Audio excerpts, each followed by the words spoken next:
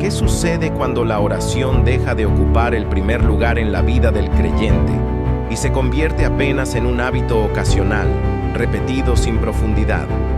¿Puede una iglesia mantenerse espiritualmente viva cuando la comunicación con Dios se vuelve superficial, apurada o secundaria? ¿Por qué el apóstol Pablo, al escribir a Timoteo, no comienza hablando de organización, liderazgo o doctrina, sino que dirige la atención de inmediato hacia la oración? ¿Qué sabía Pablo sobre el corazón humano que lo llevó a colocar la oración como fundamento antes de cualquier otra instrucción? ¿Es posible sostener una fe auténtica en medio de una sociedad marcada por confusión moral, presión cultural y pérdida de valores, sin una vida constante de comunión con Dios? ¿Qué ocurre con el discipulado cuando la vida pública del creyente no refleja lo que afirma creer en privado? ¿Puede la integridad personal convertirse en un testimonio más elocuente que cualquier discurso pronunciado desde un púlpito? ¿Por qué tantas comunidades cristianas fracasan no por falta de conocimiento bíblico, sino por la ausencia de una vida coherente delante de Dios y de los hombres? ¿Qué relación existe entre la oración silenciosa y la capacidad de vivir con dignidad, paciencia y dominio propio en contextos hostiles o indiferentes al Evangelio? ¿Es la oración un recurso de emergencia al que recurrimos solo en momentos de crisis? ¿O es el aliento constante que sostiene cada decisión cotidiana? ¿Por qué Pablo insiste en que se ore por todos, incluso por autoridades y gobernantes, aun cuando estos no compartan la fe cristiana? ¿Qué revela sobre la madurez espiritual de una iglesia su disposición a interceder por el mundo en lugar de aislarse de él? ¿Puede una vida de oración auténtica influir silenciosamente en la paz social, en la justicia y en la convivencia humana? ¿Qué sucede cuando la fe se limita al espacio del culto, pero no transforma el carácter, las palabras ni las relaciones diarias? ¿Está el discipulado cristiano diseñado para adaptarse a cualquier cultura sin perder su esencia, o para confrontar al mundo por medio de una vida transformada? ¿Es posible hablar de oración verdadera sin hablar, al mismo tiempo, de una vida íntegra y santa? ¿Por qué la Escritura presenta la oración no como una práctica aislada, sino como una expresión visible de una relación viva con Dios? ¿Qué ocurre cuando el creyente conoce las palabras correctas para orar, pero no permite que esa oración moldee su manera de vivir? ¿Puede una iglesia reflejar la luz de Cristo en un ambiente hostil si su testimonio está fragmentado entre lo que confiesa y lo que practica?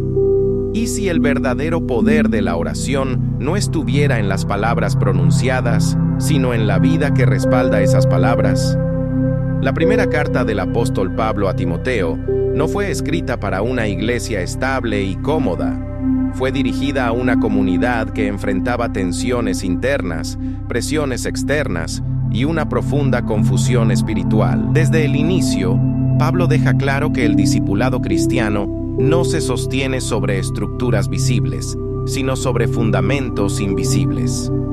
Antes de hablar de liderazgo, orden e instrucción, el apóstol dirige la atención hacia aquello que sostiene la vida del creyente desde lo profundo: la oración. En el capítulo 2 de esta carta, Pablo no introduce nuevas doctrinas ni ideas complejas.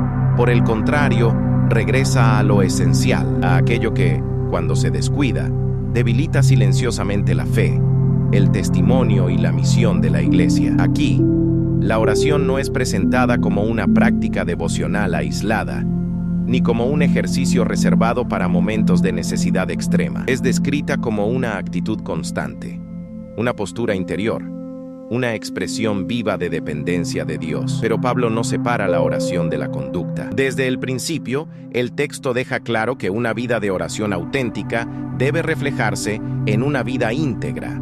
No se trata únicamente de hablar con Dios, sino de vivir delante de Él con coherencia, dignidad y piedad. Este capítulo revela que el discipulado cristiano no es una experiencia privada desconectada de la realidad social. Por el contrario, la fe se manifiesta de manera concreta en la forma en que el creyente se relaciona con el mundo, con las autoridades y con la comunidad que lo rodea. Pablo presenta una visión del discipulado donde la oración sostiene la vida interior del creyente y la integridad confirma públicamente la autenticidad de esa fe. No se trata de perfección moral, sino de una vida transformada que busca reflejar el carácter de Cristo en medio de un entorno muchas veces hostil, confuso o indiferente.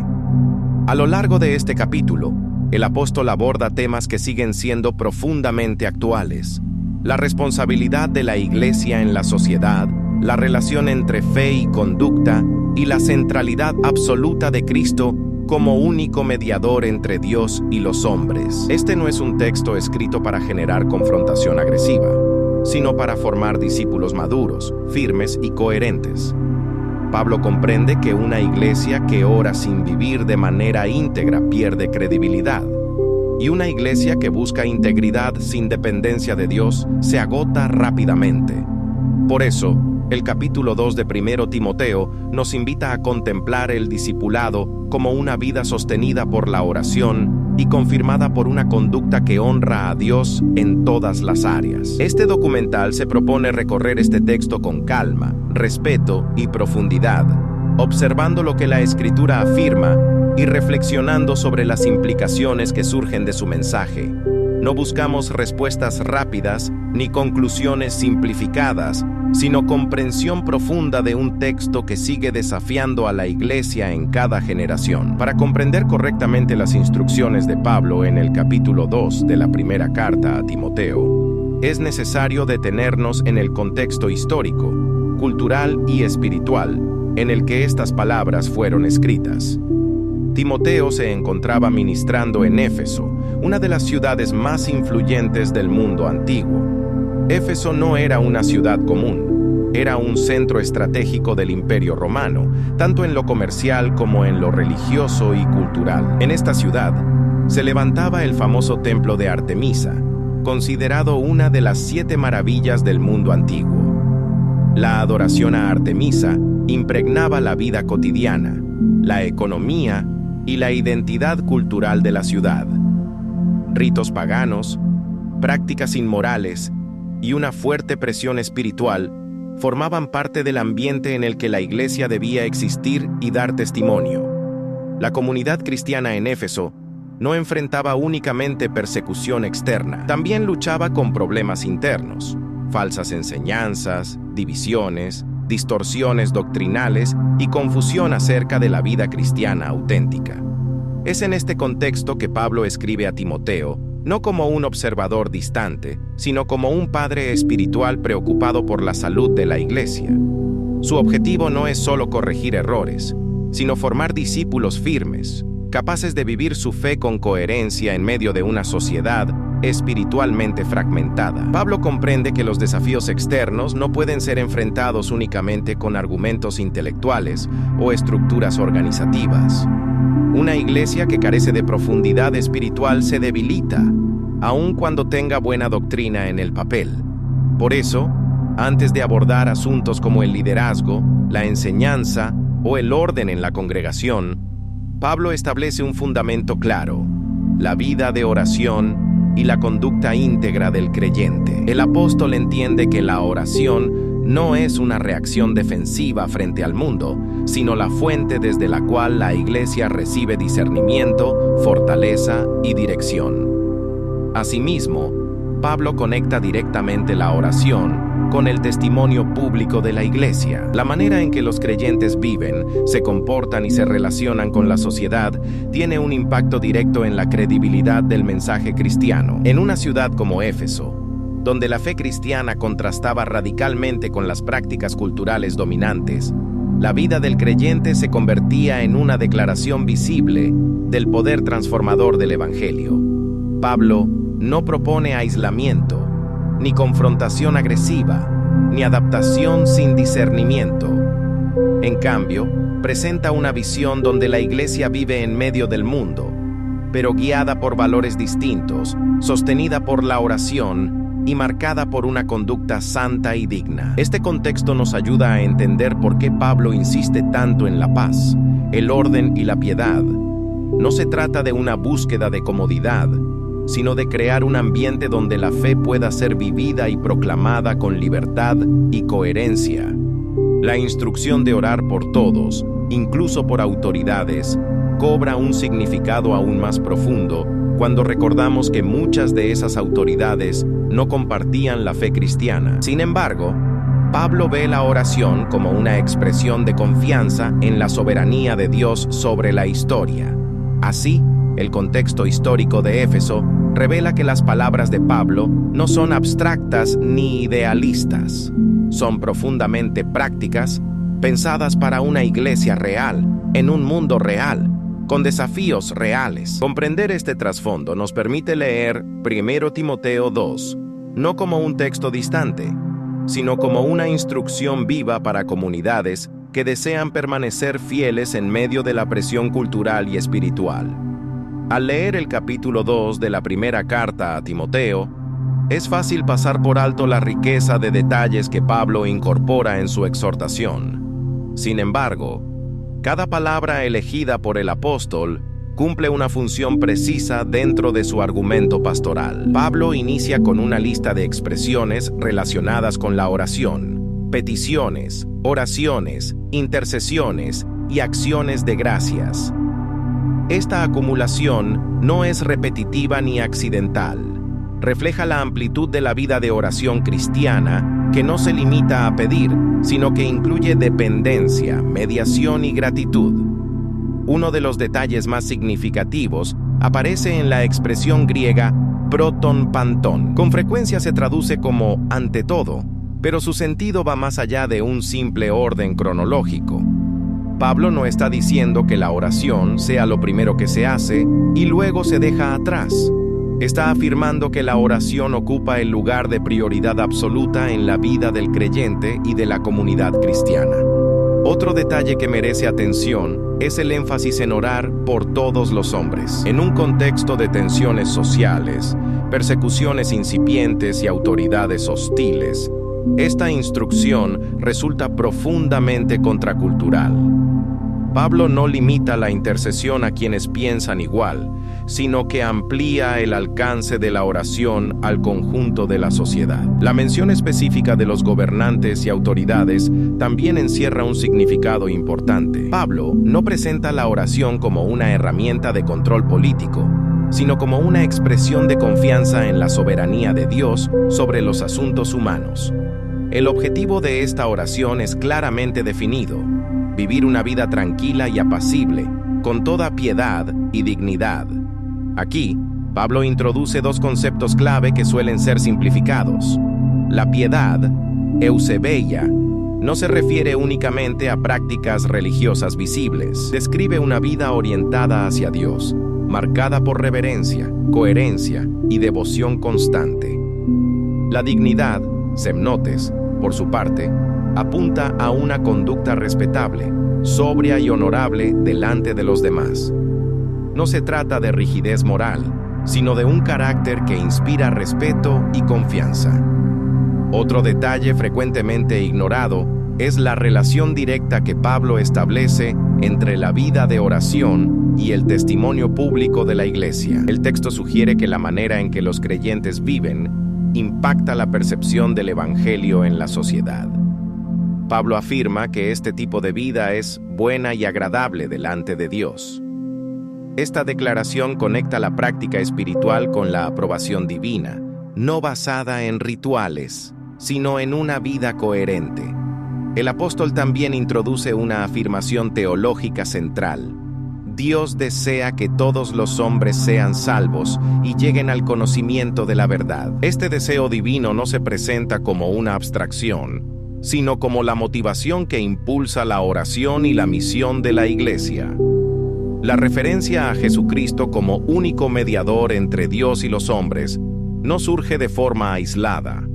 Está íntimamente ligada al llamado a la oración. La intercesión cristiana se fundamenta en la obra redentora de Cristo quien se entregó a sí mismo como rescate por todos. Cada uno de estos detalles revela que 1 Timoteo 2 no es una simple instrucción práctica, sino una síntesis profunda de teología, ética y espiritualidad cristiana. El texto invita a una lectura atenta, capaz de percibir cómo Pablo entrelaza oración, conducta y doctrina en una visión unificada del discipulado cristiano.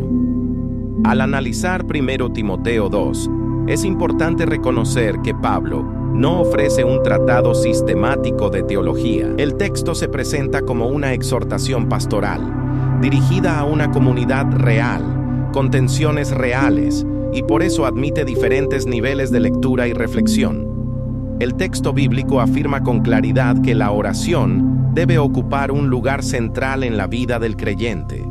Eso pertenece al contenido explícito de la Escritura. Sin embargo, la manera en que esta prioridad se vive y se aplica ha sido interpretada de diversas formas a lo largo de la historia cristiana. Una interpretación ampliamente aceptada observa que Pablo entiende la oración como una práctica formativa. No se trata únicamente de hablar con Dios, sino de ser moldeado por esa relación constante. Desde esta perspectiva, la oración transforma la percepción del creyente, su manera de responder a la presión social y su disposición hacia los demás. Otra lectura posible enfatiza la dimensión comunitaria del texto. Pablo no dirige esta exhortación a individuos aislados, sino a la iglesia como cuerpo. La vida de oración, entonces, no es solo una disciplina personal, sino una práctica que define la identidad colectiva de la comunidad cristiana.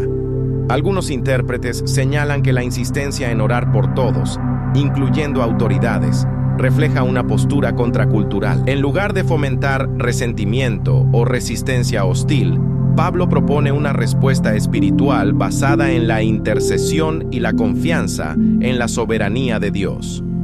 Desde esta perspectiva, la oración no busca cambiar directamente las estructuras políticas, sino transformar el corazón del creyente y crear un testimonio visible de paz, respeto y dignidad. Otra interpretación observa que Pablo conecta deliberadamente la oración con la vida tranquila y apacible. Esto no debe entenderse como un llamado a la pasividad o a la indiferencia ante la injusticia, sino como una invitación a vivir con estabilidad interior en medio de circunstancias externas inciertas.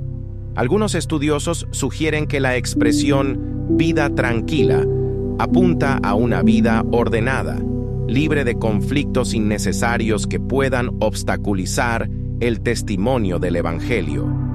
Desde esta lectura, la integridad del creyente se convierte en una forma silenciosa de proclamación. La coherencia entre fe y conducta habla de manera poderosa, aun cuando no se pronuncien palabras. La afirmación de que Dios desea que todos sean salvos ha generado diversas interpretaciones teológicas.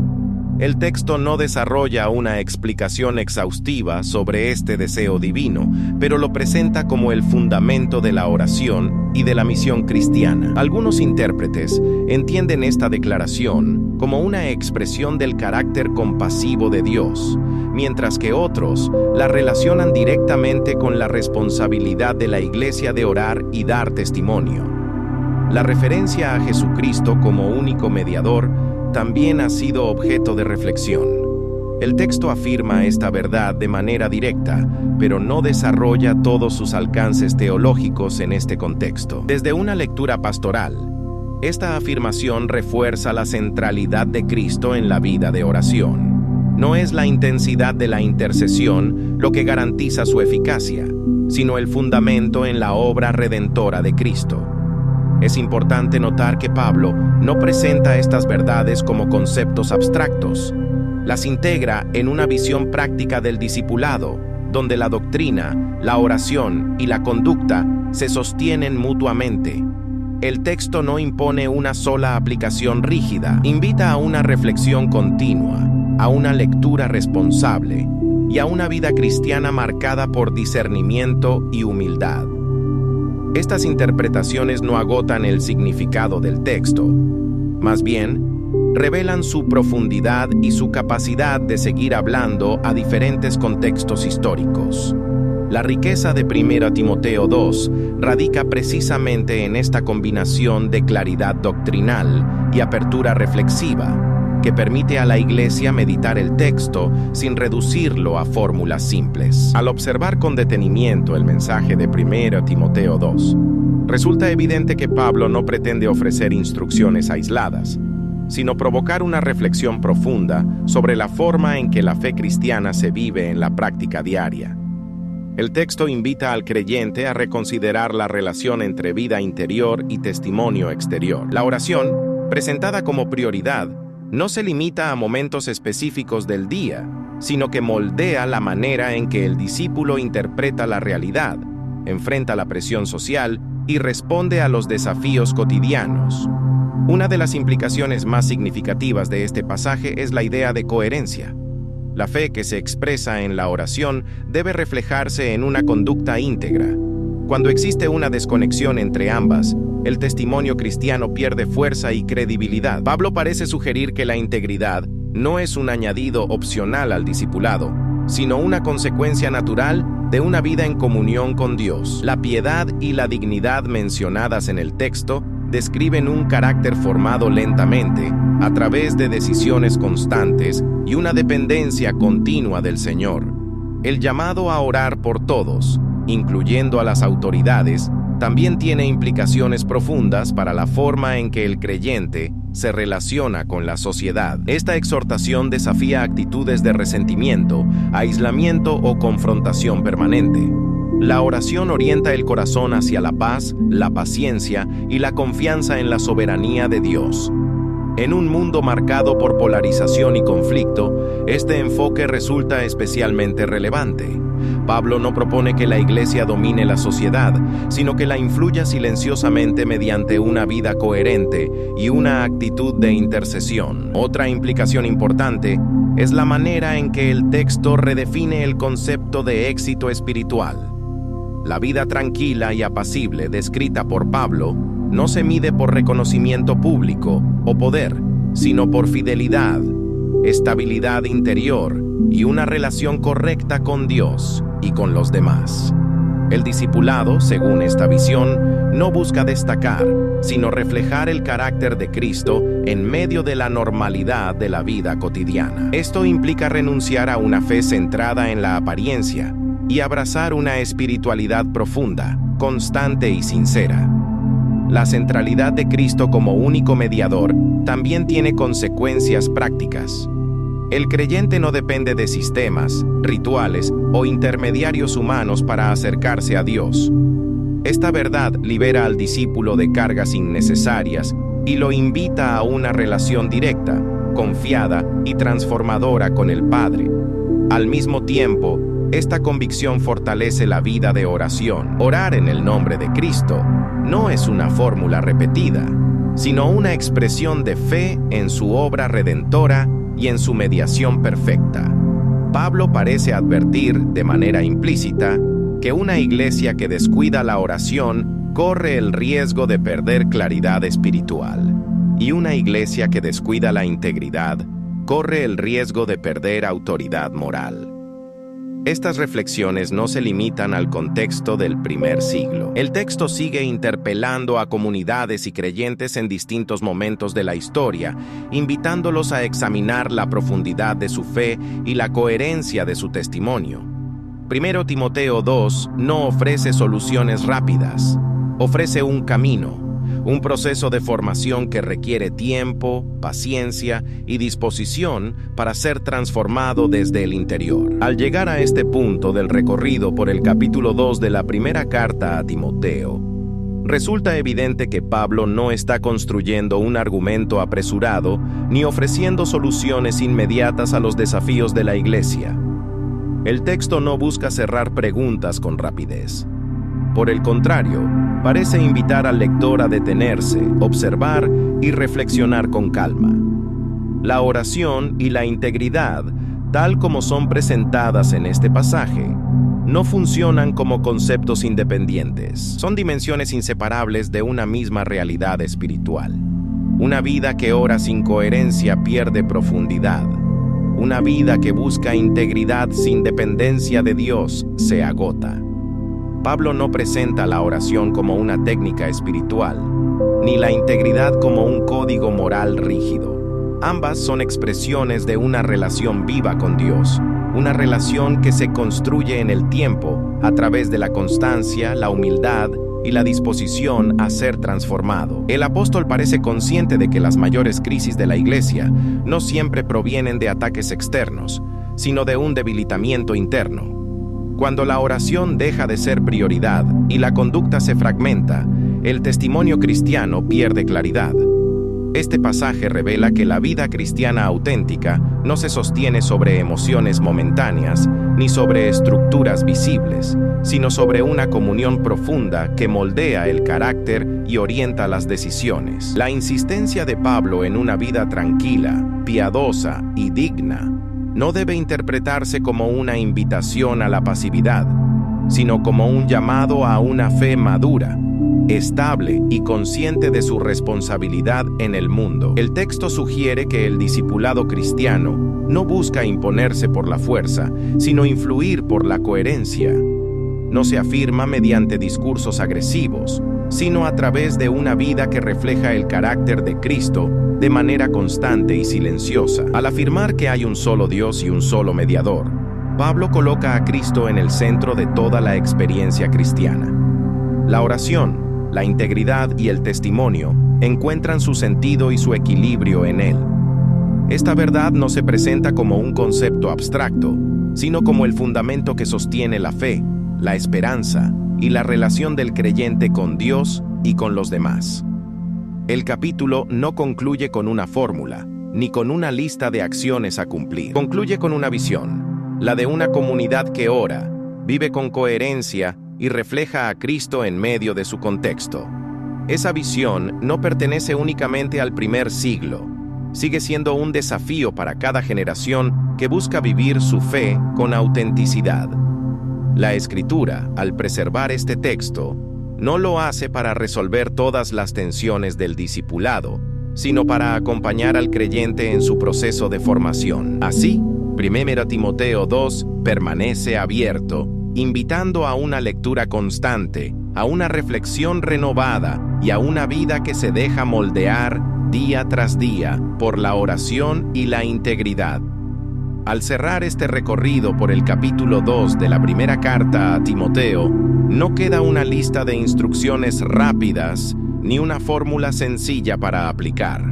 Queda, más bien, una invitación a contemplar la vida cristiana con mayor profundidad. La Escritura no presenta la oración y la integridad como ideales inalcanzables, sino como expresiones de una relación viva que se construye con el tiempo.